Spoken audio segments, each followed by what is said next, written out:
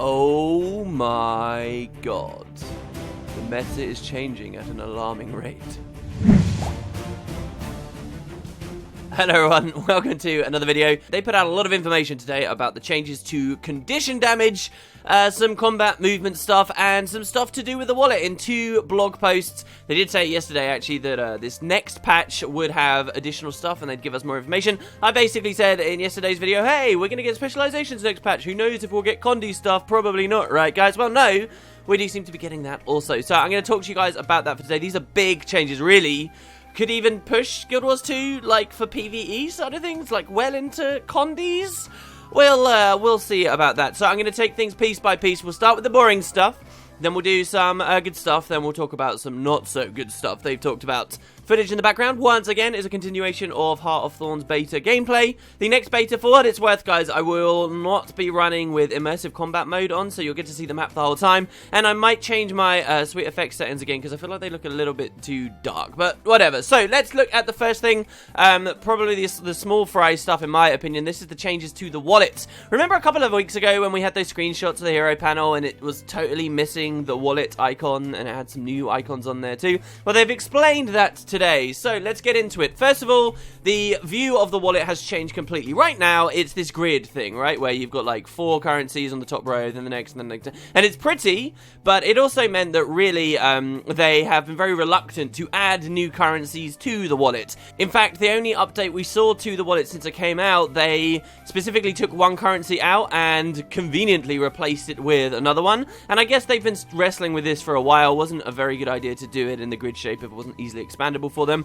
So now, since basically the wallet is just a list of currencies you have, we're going to be viewing it as a list. A little bit like when you open your inventory in game already and you mouse over the wallet tab at the bottom and it's got all of your stuff listed out there. So this means that in the future we'll get a lot more currencies added to the wallet, and immediately as soon as this patch comes out, we're going to see them doing that right away. Yeah, they're adding Pristine Fractal Relics. Regular Fractal Relics are already a part of the wallet, but the Pristine ones are going to be, these are the ones where you like you can save up 10 to buy a ring or whatever. World vs. World claim tickets are going to be a currency too, and I guess that makes sense. Geodes and bandit crests also are, so these are map specific currencies, and the fact that these two are in here, this is something people have obviously wanted for ages. Every day I go into my home instance and I open that little bandit lock chest hoping I'm going to get the queen bee because I know it's in the loot tables, and every day I get annoyed because like 3 bandit crests go into the inventory of my main even though I've not been hanging around the Maguma Waste at all. Now they'll go straight into your wallet and you don't have to worry. And this change is big for the future because we already know that with Heart of Thorns, there's going to be more stuff styled like the meta events and currency systems we see in the Silver Waste and Dry Top. Like, you remember in the beta where we were getting as rewards, question mark, question mark, question mark? Yeah, that's probably just another currency, right? And those, again, will go straight into the wallet. So we can expect more of this. Remember, one change they did announce, that it's a huge change for the game, and really we don't talk about too much anymore, is the fact that when Heart of Thorns comes out, we're going to be getting like this bonus item system, just like in Silver Waste and Dry Top, where whenever we finish a map in a specific region, we will get a specific reward out of it. It seems like they're just trying to go with that with all maps. And that means a lot of Heart of Thorns maps, since the vanilla game are probably just going to be giving us like materials like T6 mats, the new areas are going to be giving us new currencies, which can now be added to the new wallet. They've added some other like flavorful things too. For example, now you can click the currencies in your wallet and it will give you information about them. So like, for example, if you click Ascalonian Tiers, it will take you onto your map and it will show you, hey, here's Ascalon Catacombs, this is where you can get them. And of course, if you click gold, it takes you to the gem store currency exchange, and then you're going to be like, oh, well, what are gems? And if you click gems, it will take you to a nice page where you can spend your real world cash to get on your Guild Wars 2 credit card farm action. So, I mean, that's pretty much to be expected, but great things for the wallet. That's what's going on. It's all just moving into the inventory panel too now instead of the hero panel, but they haven't been putting screenshots on their blog posts recently. In fact, these 2 blog posts came up early and they kind of had in parentheses for the other blog posts like, this is where a screenshot should be, and there never was in the end. So I can't really show you guys the UI, but everything they've said sounds perfect and it's stuff we've been asking for, so good on them. In addition to those currencies being added, there is going to be a new currency as well called Spirit Shards. These are the Jingots that we heard about a while ago, and these are what is going to be replacing skill points. So we do finally get our clarification on the way this will work, and even something else to do with Tomes of Knowledge.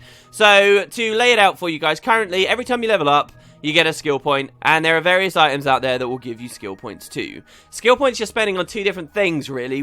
First of all, on skills, which you're only doing for, like, the first small slice of your gameplay on that character, and the rest of the time you're just getting them so that you can buy various materials for Mystic Forge recipes and, like, legendary crafting and stuff. Well, now, as you know, everything's changing, and skill points aren't going to exist anymore. Spirit Shards are going to replace them as the thing that you spend for Mystic Forge crafting materials. And the way they make it sound is it's basically a 1-for-1. I thought they would take this opportunity to stop the economy being utterly flooded, but they haven't at all. You're getting a 1-for-1 trade-off, which is crazy to me. Maybe the new prices for materials, though, will be much higher, and that could be where they cull things in. But basically, every skill point you've got, items that give you skill points right now, they're just going straight into one Spirit Shard each. Spirit Shards, for what it's worth, are a way worse name than Jingets, but whatever. And this also explains Tomes of Knowledge too. A few of us were worried with Masteries that when Masteries came out, with Heart of Thorns this is, you would basically get on your level 82, pop a bunch of Tomes of Knowledge, which are giving you a butt-ton of experience, and max out all your Masteries straight away. Well, no, this is how they're fixing that. Masteries will give you a level while you're under level 80, but then they will give you instead a Spirit Shard, a single Spirit Shard, if you pop it while you're above level 80. They don't give you XP anymore. So that explains that. Writs of Knowledge as well, which you're getting from your dailies, work exactly the same too, except you need 20 to get a single Spirit Shard. There you go, that's Spirit Shards. That's pretty much all that stuff explained. That's probably why they didn't explain it a while ago, because it all ties into each other so well, even though that's been a question on people's minds, and I guess we don't have to be worried anymore. Now let's go on to the good stuff.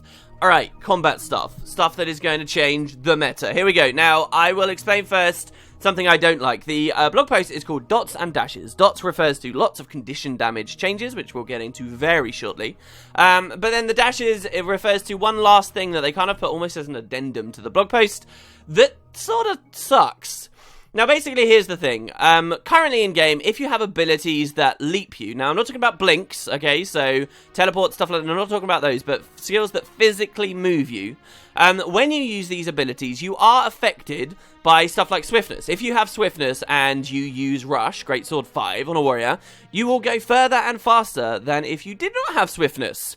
Equally, if you have movement impairing conditions on you, like chilled and cripple, and slow as well, as consider this after the patch comes out. If you have those on you, then you would be slowed down, and possibly to the point where, especially with all three of those loaded on you, you wouldn't move very much. And I think because slow is a thing, and I think because of a bunch of new stuff they're looking at too, like the Reaper, for example, someone who chills so much, and also has heavy reliance on their death's charge for working to actually get in close for themselves. I think based off of this, they've decided they don't want it in the game anymore. They're saying that all these movement skills will now ignore those conditions. And to the same extent, they also mentioned super speed as well. So super speed is like swiftness times 2, okay? It moves you even further. There's a very classic combo that a lot of engineers are familiar with, which is where they pop super speed, and then they pop rocket boots, and they go friggin' flying. That actually enables you to get across a lot of gaps no one else can, including breaking out a couple of PvP maps a while ago, at least.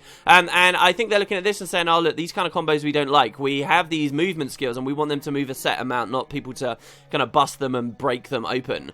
But I really liked this interaction in the game. It meant that there was always that little bit extra to focus on, you know, waiting until that really short duration cripple that someone's just procced on you runs out before you use the ability. And this was a big part of gameplay. On a very, very glassy elementalist in PvP, I toyed for a long while with running with the super speed trait when you attune to air to combo with Fiery Greatsword 3, and it would allow me to peel on an incredibly squishy character. You'd pop that and you'd move out, and this wasn't necessarily a broken ability. This was just a fun dynamic of the game. And specifically when it comes to making a build and deciding that you want a lot of chill or cripple or slow on your build, it should be something that you're happy to pick because you're like, alright, this will stop people getting away with me with these kinds of skills. Like, it's actually a fun part of the game, and they're getting rid of it. They're making things simpler so they kind of have that more aggressive control over what we can do. I would say, you know, simply rein in or be mindful of the most broken version of this, which is super speed rocket boots. Be mindful of that and actually keep this dynamic interact in the game. I don't think this benefits Guild Wars 2 in any way. at the moment. Maybe this has just been born out of the new environment they're testing stuff in with so much slow, chill, and cripple that those three together really does mean these abilities just won't move you at all. One other thing I suppose this allows them to do is put in a little bit more super speed in the game once they know it's not affecting skills in this way. Maybe stuff like the sigil speed. I talked in a recent video about this sigil. It's basically gain swiftness on kill. That's really boring. However, it was gain super speed on kill. Maybe people would run it in some formats, but maybe they also consider that was too overpowered with its current synergy with leap moves, and perhaps this is going to free them up to add that kind of stuff into the game, or, you know, change Runes of the Centaur to be adding more super speed out there, and maybe some future elite specs will have a bit more super speed as well. And yeah, maybe they're feeling that ultimately this is going to work for both sides. This is going to work for people closing gaps, and this is going to work for people trying to peel at the same time, and because both sides kind of get the same benefits, it's not so bad. But I don't know, man. I think they've just removed something that was fun in the game, and this is not something I like. One of the only things I don't like from these blog posts. But yeah, you guys will have to let me know what you think. Alright, let's move on to the really positive, awesome stuff. We'll go from the worst thing they announced to the best thing they announced. This is for me anyway. They've changed the way that condition damage scales. So as you build condition damage on your character, this affects the amount of damage that your conditions do differently after the patch comes out. Alright, and in a nutshell, okay, this is what they're changing. If you have no investment in condition damage at all, your conditions will do far, far less damage. But if you can invest into condition damage, your conditions will now be doing much, much more damage. And the kind of point where it breaks even, old system to new system, they say is around 700 condition damage. Now, why is this such a good thing? Well, first of all, people who play condition builds can just enjoy the benefit of having a buff of some kind, right? They're like, hey, look, I just do better. I am more competitive. My numbers are more akin. When we're talking about PvE here, at least, my numbers are a little bit closer just already to raw damage numbers. I am very worried, by the way, with all these changes that conditions are just going to go completely ridiculous in PvP, which terrifies me because I hated the Condi metas before. So for those people, they just get to enjoy a buff. But what I really like is that the people who don't invest in Condi damage now aren't really seeing it at all. This is really important to me because I think that if you're not seeing Condi damage at all, it's going to feel much more rewarding when you actually decide to make your character a condition build, and when you get that gear, you're going to feel a much bigger swing between the various gear sets or stat choosings that you've gone for. I don't like that, specifically on classes that apply a lot of burning, definitely burning, because burning has such a base damage number on it. I don't like that you can basically build no condition damage whatsoever and still score kills on people because your burning is doing a significant amount of damage with absolutely no investment. I like the thought that once this goes through, you're going to look at your skills in a very, very different way. You're going to really feel your condition applying skills feel really powerful when before on a different build you were using them in a very different way. Take warriors, for example, and their sword 4. Okay, sword 4 is almost universally used just for the torment at the moment, and that's on warriors who build no condition damage whatsoever. They build no condition damage, they give themselves some might so that they then have that condition damage, and that's more than enough for them to be happy to watch people run around with 5 torment. No one ever really tries to rip the sword back out.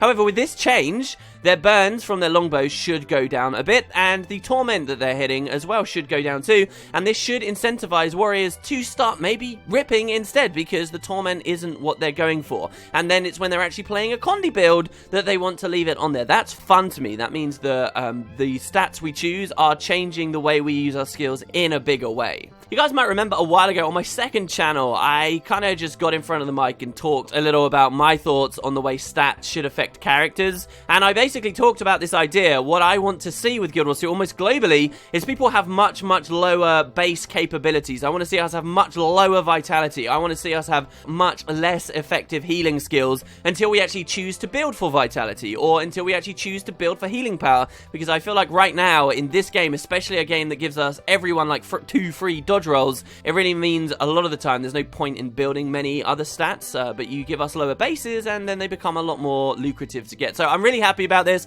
glad to see that it's happening with condition damage at least, and one step at a time, I suppose. Alright, so let's talk about that. This is another huge change. I think this is the one that's going to change the game more than... My personal favourite is a condition scaling change, but this will change the game in a huge way. That is Capless Conditions. Currently, Bleed caps at 25. Torment caps at 25. No longer. These will basically be capless. There will be a hard cap somewhere. So they say in this blog post that it's going to be some number they haven't decided just yet, which is a shame, but it's going to be so high that you should never see the cap be hit in normal gameplay. And this includes fighting world bosses. When you've got 100 people slamming into a single boss, you should never see the bleed cap out. And that's pretty huge. They actually give us an example of 400 bleeds at least later on in the blog, so we're talking very, very high numbers. This is a really good thing because the game has been plagued by one core issue for a long time. It might be that you don't quite hit 25 stacks of bleed when you are in solo play, but the second you get into a dungeon when people are randomly throwing it out on minor traits, you hit it every single time. This really means that people are competing for bleeds, and it just doesn't feel fun, right? There's always someone who's not applying all that they could be. There's also a lot of builds out there that can hit way higher than 25 bleeds on their own, or other conditions on their own, and there's just no point in running those builds. There's no point in running certain sigils, like the Sigil of Earth at the moment, because you can easily get to 25 anyway. So removing that cap opens up some new builds for us and means people don't feel bad or have to compete with others when running condition damage. Ultimately, when you're running a flat damage build, you don't have to compete with others in this way, so it's just weird the conditions were in this way too. So there are going to be no more caps. That's a massive, massive change. They do confirm that one condition removal, though, will remove the whole stack still. So if you had 400 bleeds on you and you Condi cleansed, you've just removed 400 bleeds from yourself, which is kind of crazy. 400 bleeds, as I said, is just going to instantly down you anyway, but you get the idea. There's also the question of Epidemic. A lot of people are talking about this. They're saying, oh, in World vs. World, now I'll be able to Epi the NPC, the champion, and it will put ridiculous condis on everyone. I think probably, as many people have suggested, Epidemic's going to change, so Epi itself will still cap at like 25 or whatever. I actually don't see this as a huge issue for World vs. World. I think if Epi did work, you know, and it copied everything in World vs. World vs. Worlders would just learn very quickly, don't bundle around the friggin' champion, because it can mean you instantly die, and players would just work around it, and that would just be a nuance and a fun part of World vs. World fighting, and it would actually be okay. My main concern is PvE, where suddenly they can't design encounters where you have a big boss and lots of trash around it because of stuff like Epi. So I think that skill itself will probably have the cap, and they'll leave it there. Then in addition to this, next change is that not only are we getting capless conditions for Torment, Bleed, and Confusion, but Poison and Burning are no longer going to stack duration, they're going to stack intensity too. This we already basically knew from a live stream before. This is ArenaNet's official confirmation of this fact though. So you will now be able to have like 500 bleeds on a foe, or 500 poison on a foe. You might then wonder though, what's the difference then? Like, we have a difference between Bleed and Torment. Torment ticks more if people are moving. Bleeds are more accessible, but are just kind of flat damage. Are they really going to feel distinct if Burning and Poison also stack intensity? Well, hopefully yes. They do say that Burning is still going to be kind of like the king. It will have the highest base damage on it. Poison will still reduce incoming healing as well, though that bit doesn't stack. It just goes on and then it's there, and it's only the damage that stacks, and Poison will have a bit lower. Both of these conditions will have their initial base tick lowered, obviously. Like, Burning at its current number, if you were stacking that, would just be unbelievable, so they're getting lowered, and again, this is just more quality of life for people who run those Condi builds. I do think there could be a bit of a problem with Burning, because Burning was kind of distinct from the others because it didn't do anything special, but it was really high damage, and I guess the idea was Burning was supposed to be a bit rarer than Bleeding, right? But the truth is, with the way they've designed the game, there's tons of Burning, always tons of Burning. So I wonder how different Burning's really going to feel to Bleeds, because there is just so much application of it out there right now. But at the same time, hey, maybe it'll feel a bit more rewarding to pop your Guardian F1 now, because it's like, hey, you're actually getting a bunch of stacks of burn going out there. I also think maybe with all these change, people would be happy to see their Guardian F1s start scaling like Venoms do. So instead of it being based on other people's condition damage, it's based on the Guardians. But now we're talking about Condi guards, and I feel a bit icky even suggesting the idea. It's a thought, though. Next thing is a change to vulnerability. Now, vulnerability stacks intensity, but it's not at a damaging condition. So this will not get any more caps. 25% extra flat damage is already very, very, very powerful, and so they're leaving it at 25. I think this could be a mistake, and I'll explain that in a second, but this is staying. The main change is that they are allowing vulnerability to also increase condition damage on foes. So right now, it was something that only really benefited people who did flat damage, and yeah, why should people be punished playing condition characters? So this is, in theory, going to be the equivalent of 25% more condition damage on a foe if you have that maxed out as well, which is huge, really huge. And this change, specifically with the others too, could be something that really pushes it, even in potentially dungeons, actually seeing more condies running around. Now, no one knows the specific maths right now, and who knows what's really going to change, but that is big. That means we're going to see some huge condition damage throwing out. I do still think there's a bit of a problem with vulnerability. I think 25 is too low. I think I would at least like them to see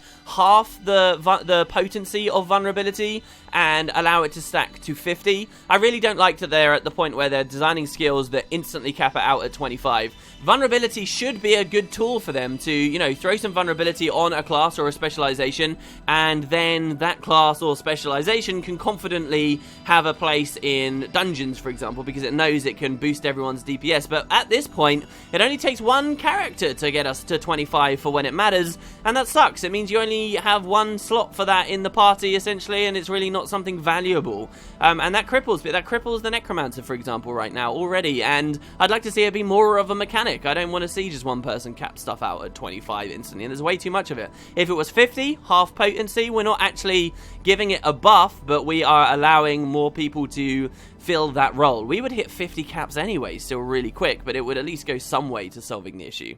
Last but not least, they did explain a change to confusion.